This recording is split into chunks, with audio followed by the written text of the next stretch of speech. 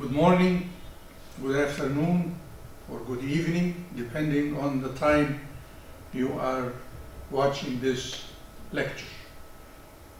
Today, we are going to talk about a process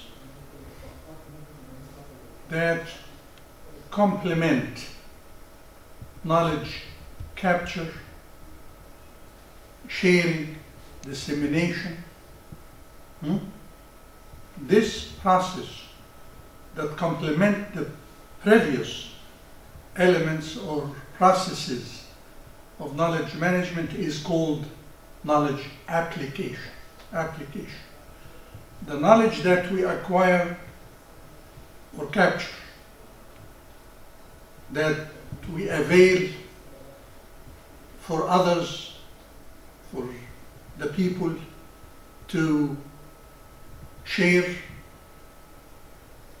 through communities of practices or through any other social mechanisms,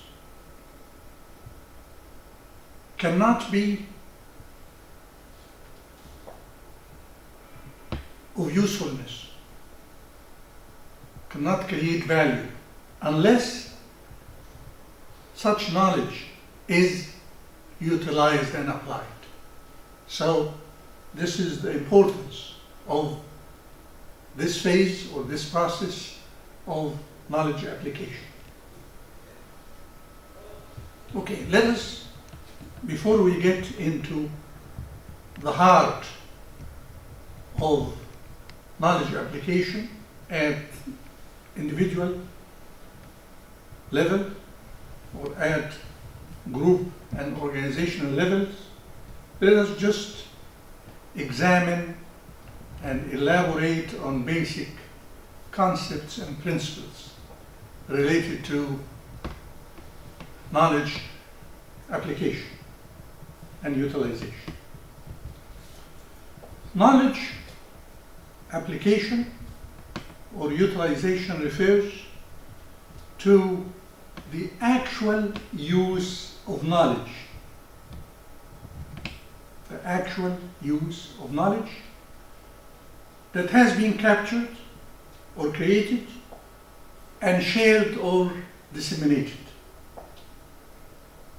We need to make sure that the knowledge that we avail to people, we make use of it. The knowledge that we provide through the various means, whether databases or portals or intranet or documents or whatever, would be of value, and such value cannot be realized unless they put such knowledge into actual use in their job practices, performance, activities, decision making, problem solving, whatever.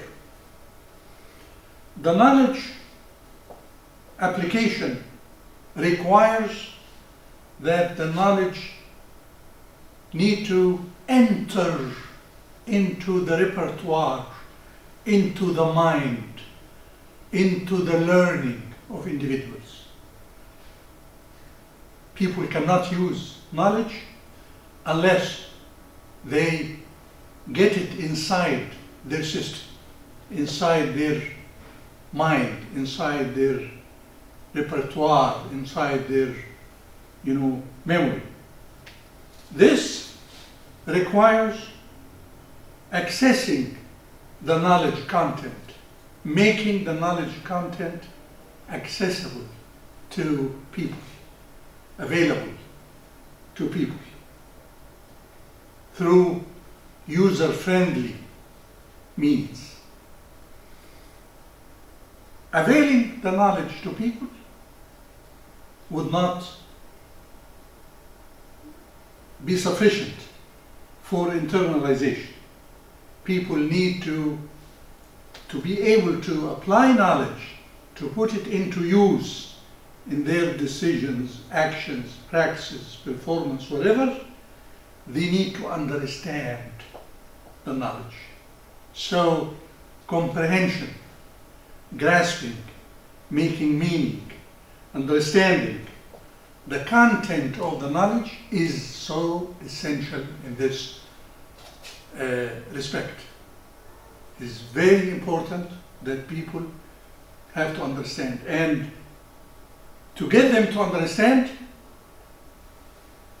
knowledge has to be presented in a way that enable people to grasp the meaning inside such content, and also to motivate people to try to make sense, to make meaning out of the information and knowledge availed to them. A third component of internalization is getting the content in the repertoire of the individual or the group. Getting the substance of the knowledge into the memory, the repertoire of the individuals or the groups.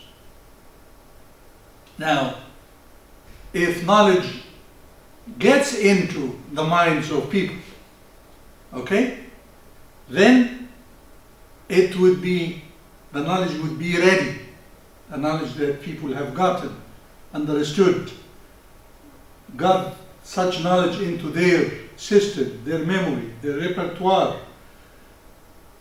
There is still another requirement for the internalization. That is, for people to consciously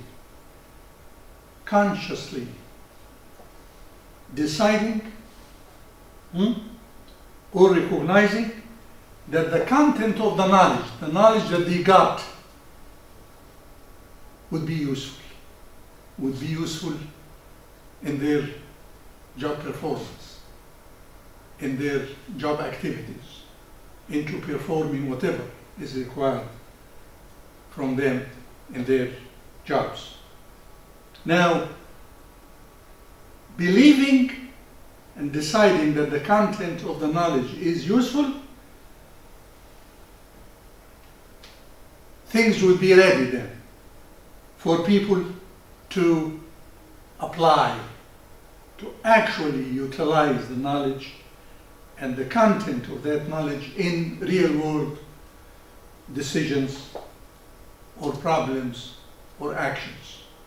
See, the various elements pertinent to internalization that pave the way, that facilitate the application of knowledge, involves accessing the knowledge content, understanding and comprehending that content, getting the content into the repertoire of the individual or the group, consciously deciding, believing that this content is useful, and actually at the end applying, utilizing the content in real-world decisions, actions, or problems.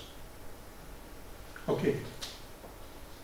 There is a term here that is important to elaborate on or to mention: knowledge reuse. The knowledge that has been acquired, that has been organized, that have been captured, that have been shared, to reuse it, to use it again and again and again. Knowledge reuse involves the process of making the elements of knowledge content accessible and available in a storage or a library that contains such elements. You cannot reuse the knowledge unless it is accessible and has been stored in a library or some kind of storage, facilities in this respect. The library here may represent the corporate memory, the organizational memory. Okay, but however, organizational memories in the form of databases, documents, files, written, recorded material only represent explicit knowledge. However, knowledge reuse at the organizational level tends to involve packaged explicit knowledge that have been structured, organized, designed in a form that enable accessibility and enable availability to people. This is to avail such knowledge to all workers, to all people and groups in the organization.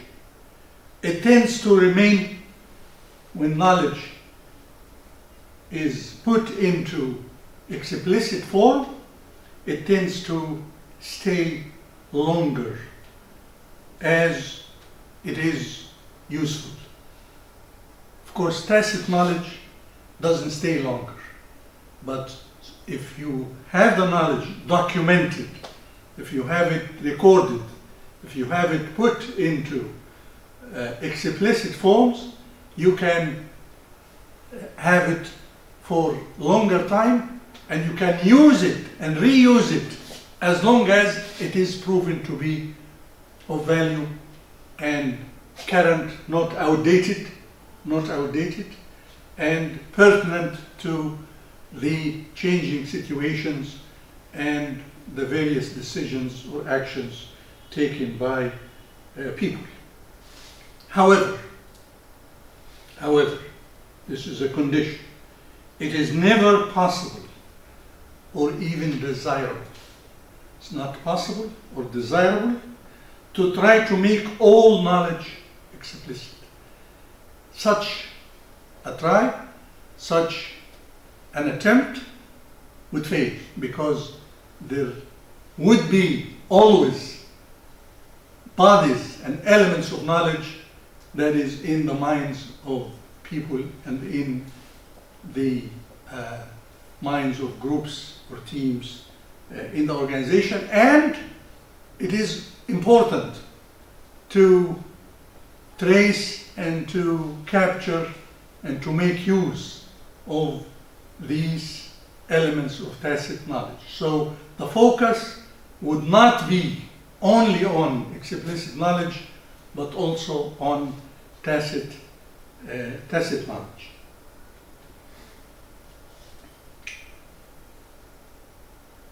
There are areas, by their very nature, by their conditions, their very nature and conditions, that rely and require the utilization of tacit knowledge. Meaning what? Meaning that these areas that I'm going to list now, these areas, by their very nature, require and rely on tacit knowledge. Explicit knowledge would not be as useful as tacit knowledge. Examples of these are just examples, not an exhaustive list. Problem solving. If you face a problem, you cannot rely on a manual. You cannot go to a written guideline.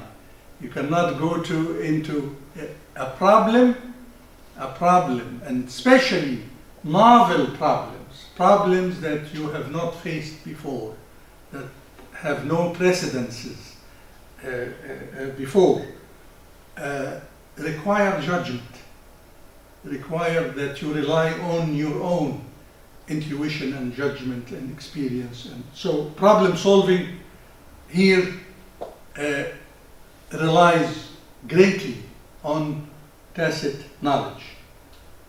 Strategy making or strategic formulation.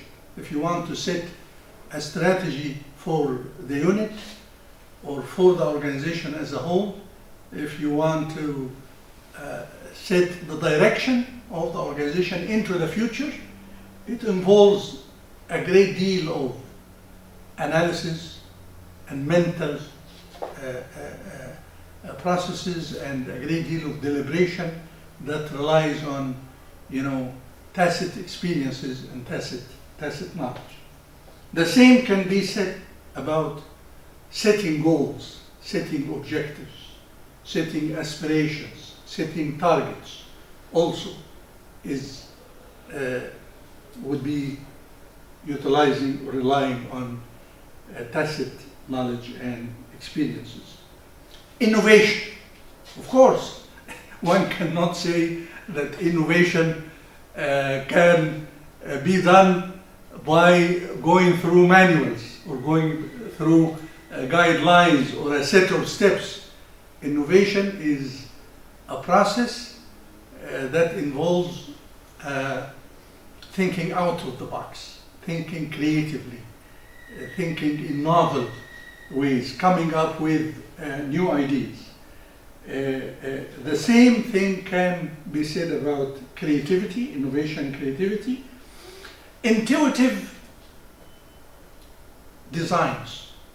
If you come up with, if you want to come up with a design of a process or a design of a sequence of events or design of a product or design of anything, any content, you want to make a design of it, it involves intuition. Intuition meaning what? Relying on tacit experiences and tacit capabilities and tacit knowledge. Applying good analysis, diagnosing, for example, a situation, diagnosing a problem, analyzing a situation or analyzing content into its various components or various elements. It relies on tacit knowledge and tacit capabilities. Effective project management. Effective project management involves variety of sub-processes, integration of a variety of tasks,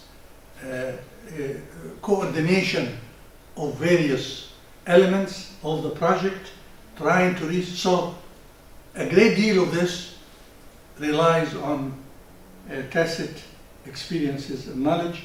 Also, effective crisis management. Crisis management. Addressing or handling crisis require a great deal of systematic thinking, intuition, tacit experiences. Yes, there are logical, perhaps logical steps or logical principles, but such principles need to be adapted to the particular crisis, the particular situation involving the crisis. So it relies also greatly on tacit experiences and tacit knowledge. Okay. The process of documentation or documentation of knowledge, making knowledge explicit, documenting it, putting it into databases, putting it into formal type of elements of information. It does not mean, does not imply the process of documentation of knowledge doesn't assure, and it doesn't mean that people who would access such knowledge would understand it. There is no assurance of understanding that the knowledge put into the portals, put into the databases, put into the files. Of course, there are efforts to make the knowledge simple, to make it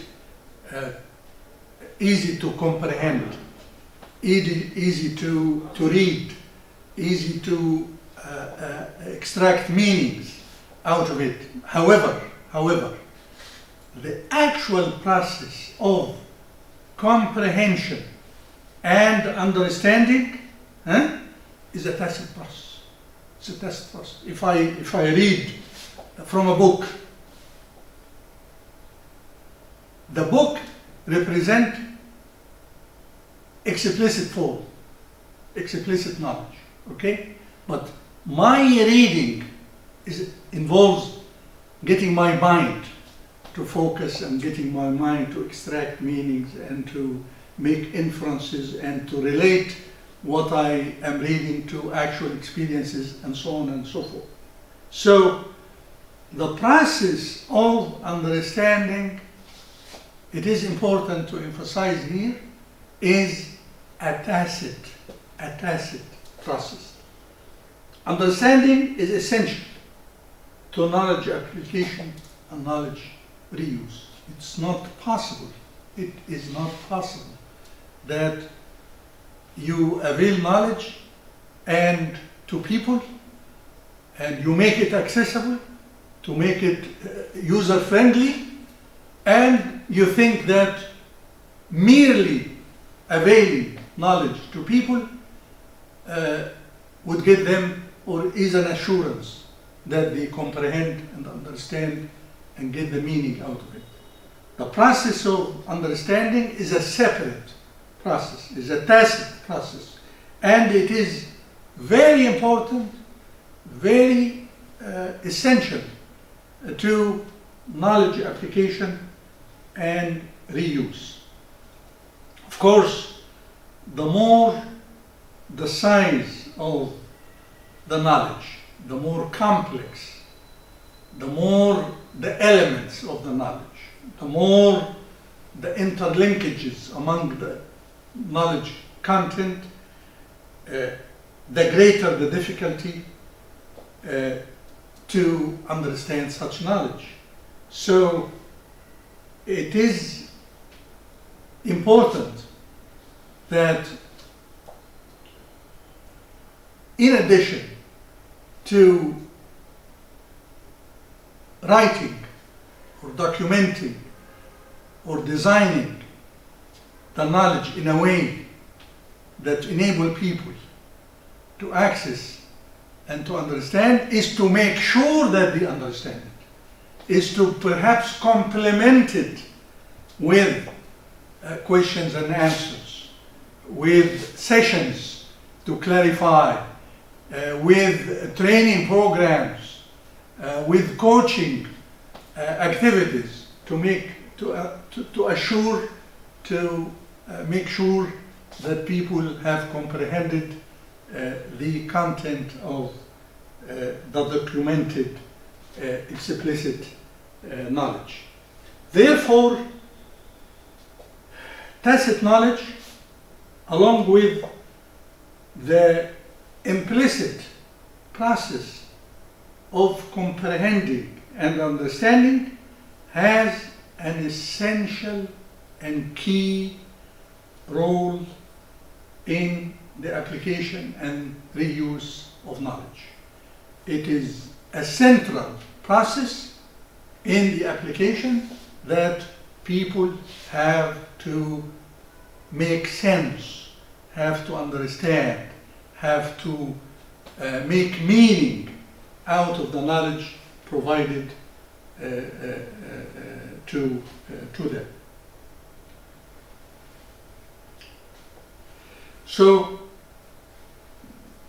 understanding, therefore, needs to complement documentation, complement the process of making knowledge explicit, putting it into explicit forms. So documentation by itself, again, can never be enough to assure understanding. Why?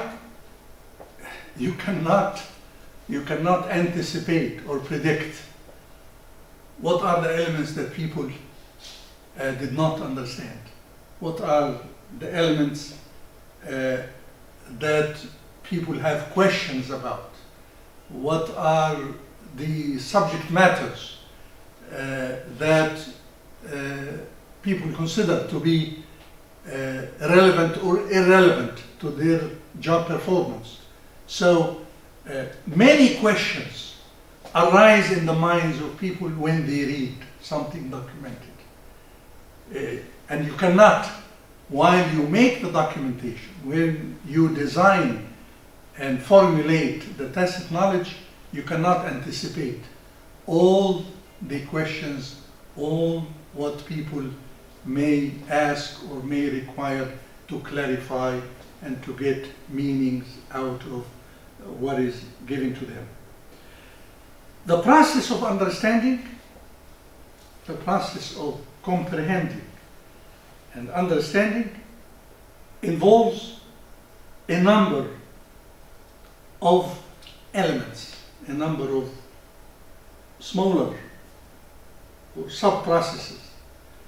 First, to grasp the meaning of what is being contained in the knowledge availed to people.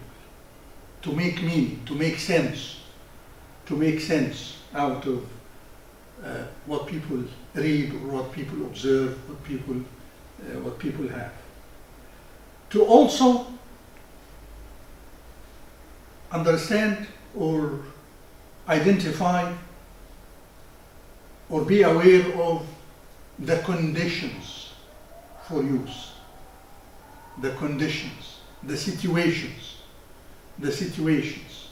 that are suitable for applying or for using such knowledge. And to also understand and to also grasp the application to various content areas, various situations, various domains of work tasks. For example, certain applications or certain conditions or certain pieces of knowledge may be suitable for certain tasks but may not be suitable for other tasks. It is important also to grasp the content of application, the sequence, for example, or the steps, or the ways of applying or doing it. So, and to also grasp and be aware of the needed adjustment while you use the knowledge or the piece of the content or whatever the information availed. The adjustment, the adaptation that you have to make while you are applying, while you are utilizing the knowledge in actual situations. Okay. Two areas of knowledge applications. Two broad areas of knowledge application. Knowledge application at the individual level and knowledge application at the group or organizational levels. Knowledge application at the individual level, knowledge application at the group and organizational levels. Let's take first knowledge application at the individual level. at the level of workers, at the level of individuals doing variety of works here and there. At the individual level, applying knowledge involves two processes. First, learning or internalization of knowledge, the knowledge that is provided, that is made accessible, that is given or availed. People recognize it, acquire it, learn it, understand it, and believe that such knowledge would be useful for their work. This process is called learning and internalization. The second process of knowledge application at the individual level is deployment, utilization, application. Okay? First, learning and internalization, and second, deployment, utilization, or application. Knowledge application at the individual level is, of course, affected greatly by the type of individuals who are given such knowledge. Two people who are given a piece of information or a set of elements of solutions, or have been trained, have been given certain competences or skills, or have been whatever. The fact that the two have been given the same content doesn't mean that they equally and exactly understand it and grasp it in the same way and make meaning in the same way. It depends on the characteristics, the variations, the differences among these individuals. So, characteristics of individual knowledge workers, people who utilize or their work relies on knowledge, make a difference or make differences in how they grasp and apply such knowledge. The text and the literature on this subject identify a number of factors in this respect. One of them, of course, if individuals have been exposed to this particular field or this particular subject or this particular information before, if they have experience related to what we are providing them, if you are, for example, training people on a particular method of work, and that method relates to what they are already using and utilizing, but the new method upgrades, improves what they do. This would, of course, ease their grasp, their understanding, and their application of the new knowledge. Familiarity, prior familiarity with the subject matter makes it. If people are less familiar, if we provide them with something that is totally new to them, something that doesn't relate to their past experience, to their past learning, to what they already know, to what they already practice in their job. It is, of course, gonna be more difficult for them to grasp and apply something that they are not that familiar with. We need to make them familiar.